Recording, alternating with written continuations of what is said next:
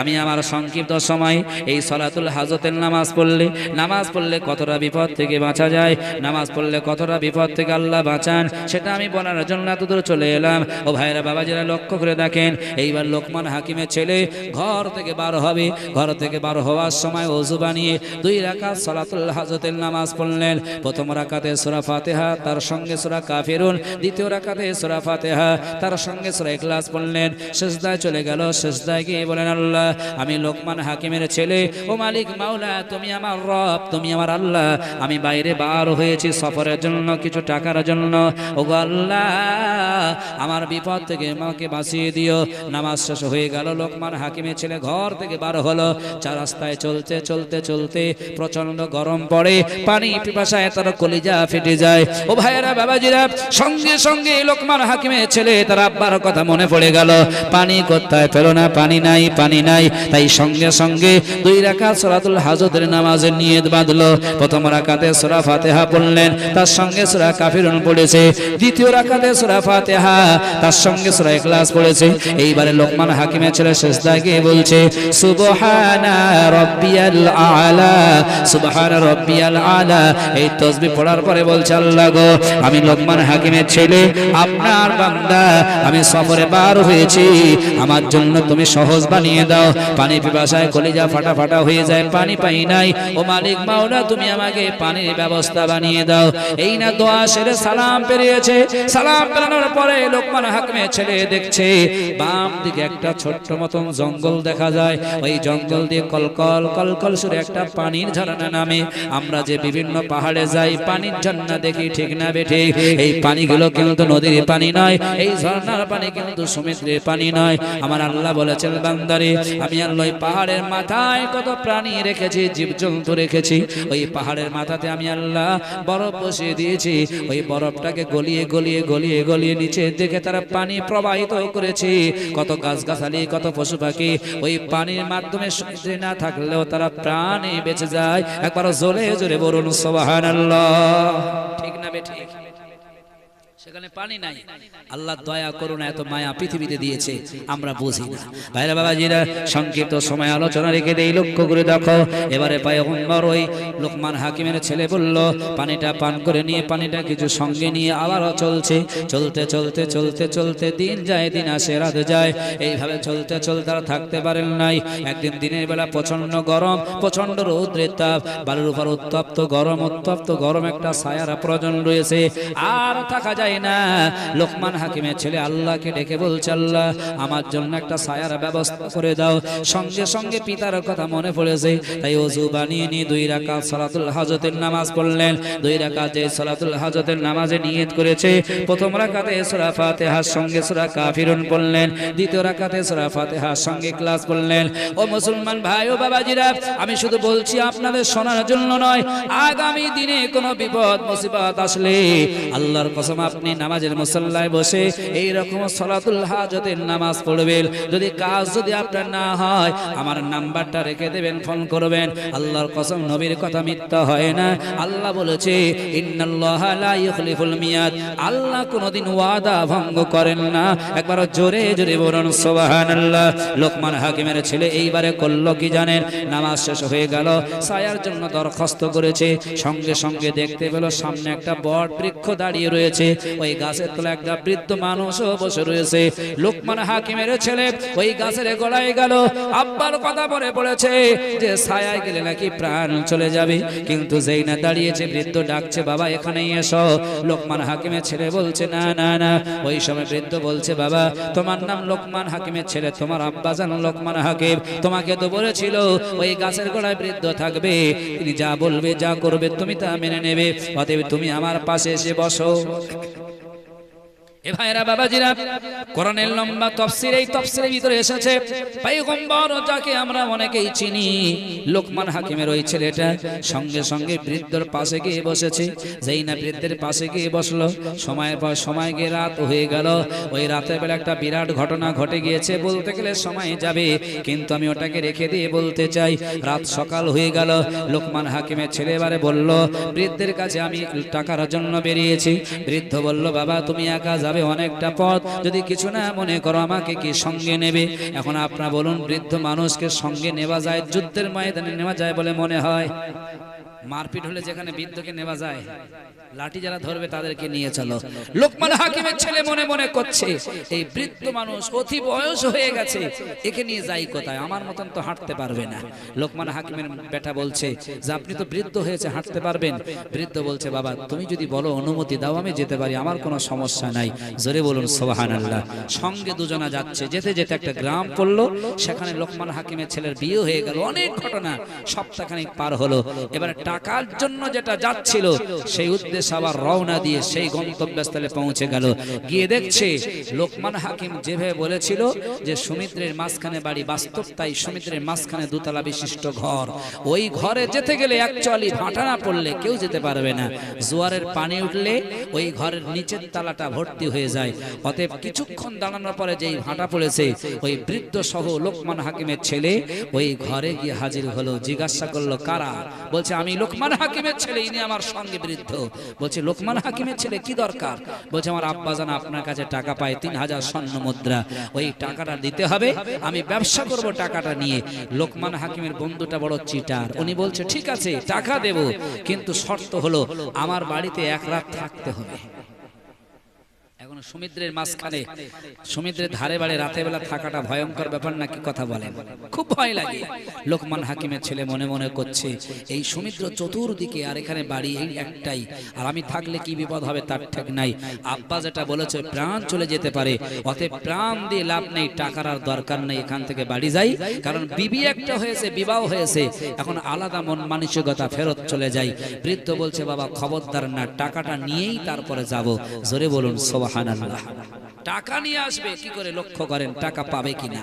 লোকমান হাকিমের ছেলে আর বৃদ্ধ বলল ঠিক আছে রাতে বেলা থাকতে হয় থাকবো, কিন্তু লোকমান হাকিমের বন্ধুটার পরিকল্পনা হলো যারা টাকা নিতে আসে নিচের রুমে তাদের জায়গা করে দেয়, আর উপরের রুমে দুটো ঘর আছে। একটা ঘরে লোকমান হাকিমের বন্ধু থাকে, আর একটা ঘরে লোকমান হাকিমের দুটো ছেলে সেই ঘরে থাকে। নিচের রুমে দুজনকে জায়গা করে দিল, এরা দুজনাই ঘুমিয়ে পড়েছে, উপরে সবাই ঘুমিয়ে পড়েছে।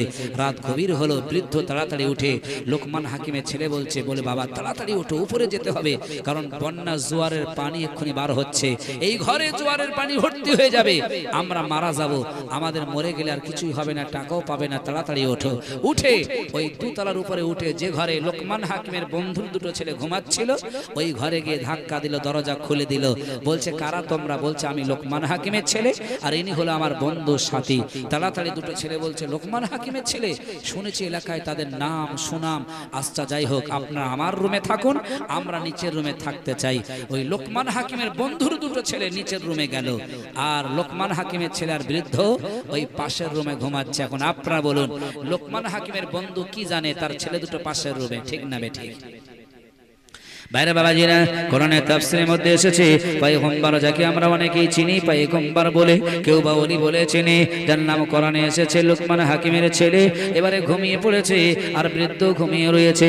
যেই না সকাল হয়ে গেল, সকাল যখন হয়ে গেল লোকমান হাকিমের বন্ধুর ঘুম ভেঙে গেল। তাড়াতাড়ি একটা তালা চাবি নিল একটা বন্ধ করার জন্য।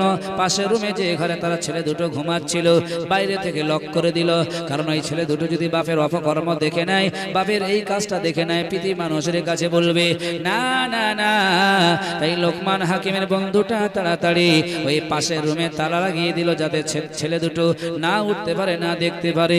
এইবার যে নিচের রুমে গেল ওই লাশ দুটো ফেলবে বলে, কিন্তু গিয়ে দেখলো না না না, লাশ দুটোই আছে, কিন্তু লোকমান হাকিমের ছেলে আর সেই বৃদ্ধ নাই। ওই লাশ দুটো লোকমান হাকিমের বন্ধুর লাশ। তিনি অবাক হয়ে গেল, সর্বনাশ, আমার ছেলে দুটো মরা কেন? তাহলে উপরে কারা রয়েছে দেখতে হবে। যেই না উপরে গেল, তালা খুললো, লকটা খুলে উপরে দেখলো ওখানে দুজন দ্বারা ছিল, লোকমান হাকিমের ছেলে আর বৃদ্ধ দাঁড়িয়ে রয়েছে। একবার জোরে জোরে বলুন সুবহানাল্লাহ। লোকমান হাকিমের বন্ধু বলছে তোমরা এখানে কেন? বৃদ্ধ বলছে তোমার এই অপকর্ম জানতে পেরেছি, কত মানুষকে তুমি এভাবে ধোঁকা দিয়েছো। তুমি যদি টাকা এই মুহূর্তে না দাও তাহলে তোমার এই কথাটা পৃথিবীর মানুষের কাছে বলবো, তোমাকে আচ্ছা করে তোমার ব্যবসা বন্ধ করবে। উনি বলছে খবরদার বলো না, টাকাটা আমি দিয়ে দিচ্ছি, তোমরা টাকাটা নিয়ে চলে যাবে। টাকাটা দিয়ে দিলেন, চলে আসছে। আরে বাবা জিরা এবারে শুনে রেখে দাও, লোকমান হাকিমের ছেলে আর ওই বৃদ্ধ সেই যেখানে বিয়ে হয়েছিল স্ত্রীকে সঙ্গে নিল। এবারে আস্তে আস্তে যেখানে গাছ ছিল ওই গাছের গোড়ায় বসেছিল, ওই বৃদ্ধ গাছের গোড়ায় বসে গেলেন। লোকমান হাকিমের ছেলেকে বলছে বাবা তুমি এবারে বাড়ির দিকে চলে যাও, আমি বৃদ্ধ এখানে ছিলাম, এখানেই বসে থাকবো, তবে সত্য কথা শুনে রেখে দাও, তোমার আব্বা লোকমান হাকিম ভালো মানুষ, আমার সালামটা ওই লোকমান হাকিমকে তুমি একটু দিয়ে দিও। ও মুসলমান, আজকে সমাজে একটু সমাজের কথা বলতে চাইছিলাম, তাই একটু বলে দেই, শুনে রেখে দেন। আমাদের ছেলেরা শ্বশুর বাড়ি যায়, শ্বশুর বাড়ি থেকে বাড়ি আসে, শ্বশুর সালাম দেয় বেইকে বা আপনাদেরকে। আপনারা যদি শোনেন উত্তরটা কি দেবেন আপনাদের জানা আছে নাকি? কেউ সালাম দিলে উত্তর কি দেবেন? হ্যাঁ জানেন না নাকি? ওয়ালাইকুম আসসালাম নাকি? এটাই জানেন? হায় রে, এটাই রহমাতুল্লাহি বারকাতুহু সঙ্গে বলতে আমার বাবাজি বলছে, কিন্তু মশলা বলছে না। মশলায় বলছে কেউ যদি সালাম পাঠিয়ে দেয় তাহলে উত্তর হবে ওয়া আলাইকা ওয়া আলাইহিস সালাম। মনে থাকবে? ওয়া আলাইকা ওয়া আলাইহিস সালাম।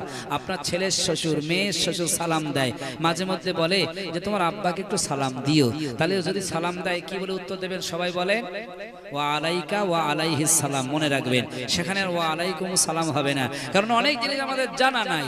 বাজারে যাই, চায়ের দোকানে একটা হিন্দু একটা মুসলমান পাশাপাশি বসে আছে, আসে না? আসে না? তা আপনি কি হিন্দু আর মুসলমান যেখানে থাকে সেখানে সালাম দেবেন কি বলে?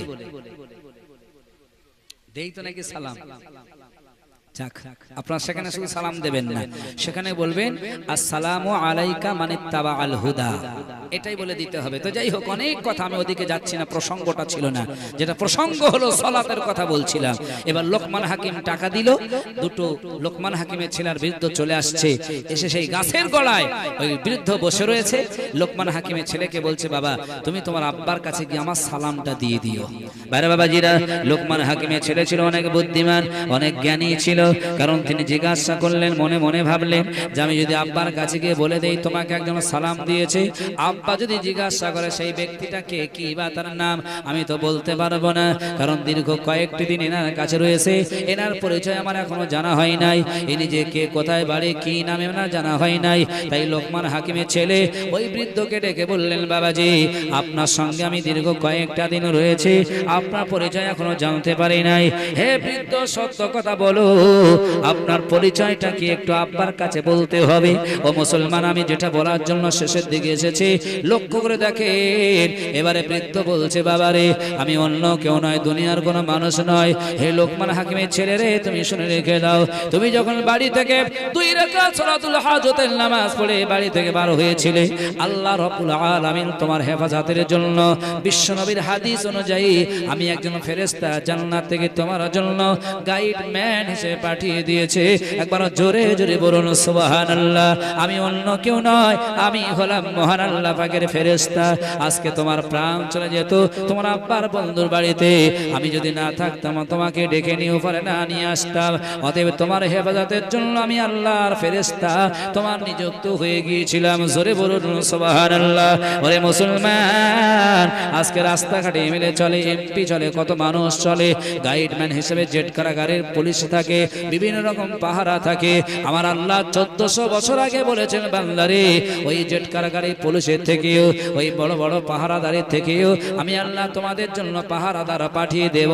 আল্লাহ ওয়াদা করেছিলেন, কি করলে পাহারা দেবে। আজকে মুসলমান বিপদে পড়ে, ঘুমেতে গেলে বিপদে পড়ে যায়। আল্লাহ বলছে না না না মুসলমান, তোমরা শুনে রেখে দাও, ওই কোরআনের দিকে চলে যাও যে কোরআন সমস্ত বিষয়ে সমাধান করে দিয়েছে। ওই কোরআনে 6666টা আয়াত, এই 6666টা আয়াতের যাকে সরদার বলা হয় সেই আয়াতটা হলো আয়াতুল কুরসি। পবিত্র আল কোরআনের 3 পারার প্রথম সাফাতে এসেছে। দুটি আয়াতের পরে মহান আল্লাহ বলেছে আল্লাহু লা ইলাহা ইল্লা হুয়াল হাইয়ুল কাইয়্যুম। এই আয়াতটা মহান আল্লাহ দিয়েছে। একে শুধু আয়াত বলা হয় নাই, এই 6666টা আয়াতের সরদারও বলা হয়। একবার জোরে জোরে বলুন সুবহানাল্লাহ। ও মুসলমান, তাফসীরে কিতাবে এসেছে কেউ যদি আয়াতুল কুরসিটা একবার সন্ধ্যাবেলা পড়ে নেয়, গায়ে ফুঁক দিয়ে দেয়, আল্লাহ তার জন্য 2 জন ফেরেশতা পাঠিয়ে দেয়। ওই মানুষটা রাতের বেলা ঘুমাবে, পায়ের ধারে মাথার ধারে 2 জন ফেরেশতা বসে থাকবে। সাপ পোকামাকড় বিশ্ব থেকে নিয়ে, মানুষের শত্রু শয়তানি থেকে নিয়ে, সমস্ত 1400 থেকে নিয়ে ওই 2 জন ফেরেশতা তাকে হেফাজত করবে। একবার জোরে জোরে বলুন সুবহানাল্লাহ, নারায়ে তাকবীর। বিশ্বাস হয় তো এটা নাকি? কিন্তু আমরা বিশ্বাস করি আয়াতুল কুরসিটা কতটা জানা আছে? আমার মনে হয় বেশি মানুষ বলবে না। এই আল্লাহু লা ইলাহা ইল্লা হুয়াল হাইয়ুল কাইয়্যুম লা তাখুযুহু সিনাতুন ওয়ালা নাওম লাহু মা ফিস সামাওয়াতি ওয়া মা ফিল আরদি মান যাল্লাযী ইয়াশফাউ ইনদাহু ইল্লা বিইজনিহি ইয়ালামু মা বাইনা আইদিহিম ওয়া মা খালফাহুম ওয়া লা ইউহীতুনা বিশাইয়্যিন মিন ইলমিহি ইল্লা বিমা শাআ ওয়াসি'a কুরসিয়্যুহুস সামাওয়াতি ওয়াল ওয়ালা ইয়াউদুহু হিফযুহুমা ওয়া হুয়াল আলিয়্যুল আযীম। বেশি বড় নয়, এইটুকু যদি আপনি পড়েন, সকালবেলা ঘুম থেকে উঠলেন যদি আপনি পড়ে নেন, আপনার গায়ে যদি ফুঁক দিয়ে দেন, জিন ভূত থেকে নিয়ে, সমস্ত খবিস থেকে নিয়ে, মানুষ থেকে নিয়ে, আসমানে জমিনে বালা মুসিবত থেকে নিয়ে আল্লাহ তোমাকে এই পৃথিবীতে হেফাজতে রেখে দেবেন। আর একবার জোরে জোরে বলুন সুবহানাল্লাহ। এই কোরআনের দিকে আমরা এখন আসতে পারি নাই বলে আমাদের সমাজে এত কষ্ট, ঠিক না বেঠিক? নামাজ আঁকড়ে ধরতে পারিনি বলে আমাদের সমাজে কষ্ট। ছোট্ট একটা কথা বলে আমি বিদায় নেব, যেহেতু আমি এখান থেকে আরেক জায়গায় যাব। 10টা পর্যন্ত সময়, 10:30 হতে যায়। আমি ভাইদেরকে বলবো আপনাদের বক্তা, পরবর্তী বক্তা নিয়ে আসতে। একবার মহাব্বত সঙ্গে উচ্চ কণ্ঠে আওয়াজ দিয়ে দরুদ শরীফ আল্লাহুম্মা সাল্লি আলা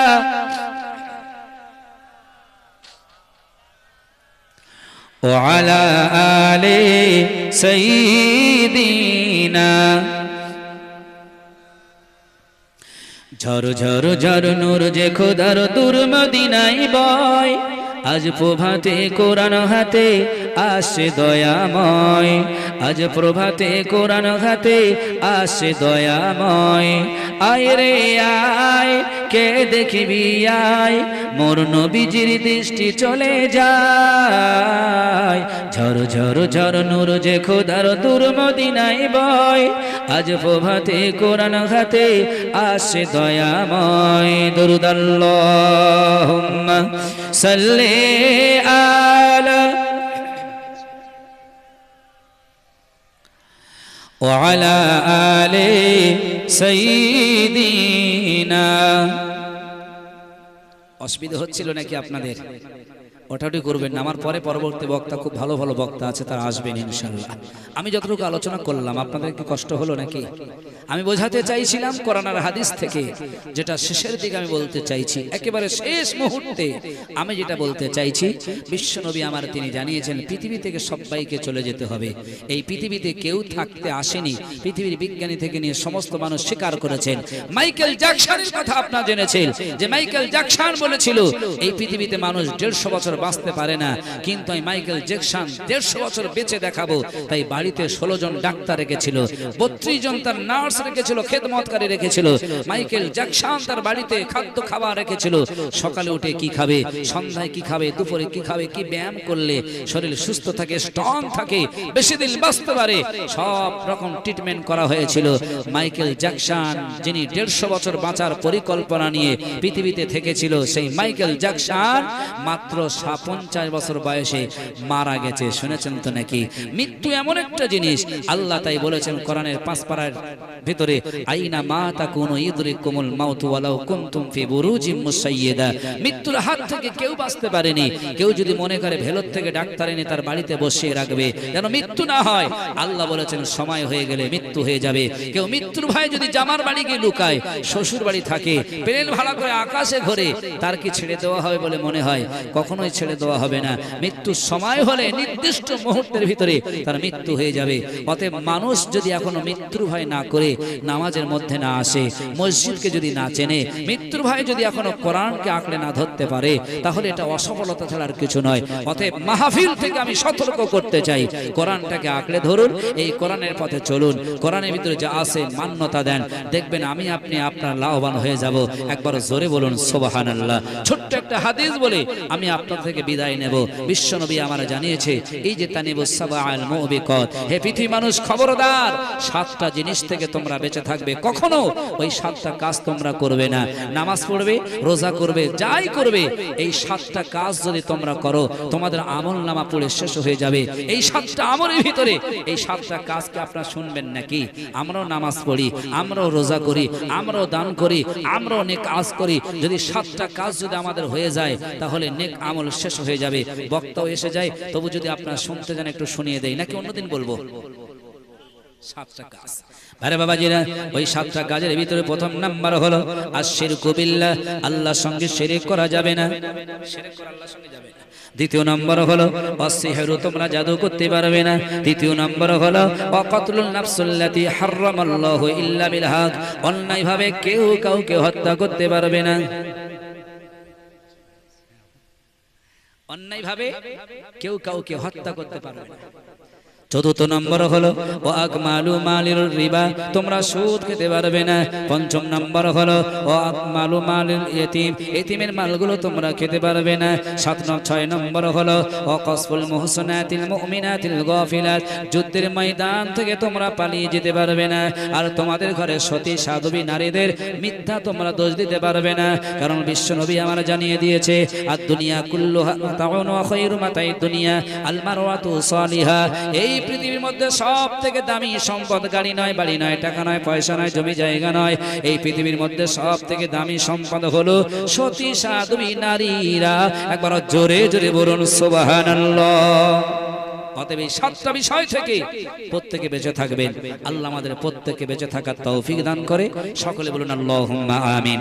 হাজিরা যাই দলে দলে, গুটি গুটি পায়, ওরা সবাই যাই যে আমার নবীর মদিনায়, ওরা সবাই যাই যে আমার নবীর মদিনায়, নবীর মদিনায় মন যে যেতে চায় সে যে সোনার মদিনায়। হাজিরা যাই দলে দলে, গুটি গুটি পায়, ওরা সবাই যাই যে আমার নবীর মদিনায়। নারায়ে তাকবীর। যাই হোক, আপনাদের কাছে খুবই সুন্দর ভাই শাহানুর ভাই এসেছেন, আলোচনা করবেন। সকলে ধীরে স্থিরে বসে পড়েন, মুহাব্বতের সঙ্গে দরুদ শরীফ। আল্লাহুম্মা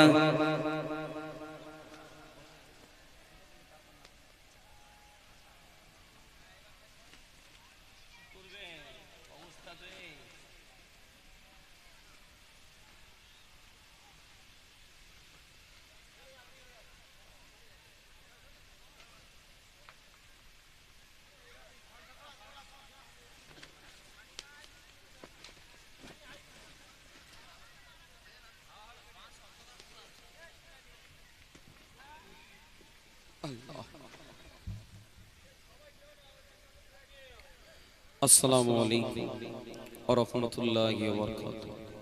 ওঠাউঠি করেন না, আল্লাহর হুকুম। এখানে বসে একটু দোয়া করা হবে, তাকবীর হবে, ওয়াজ শুরু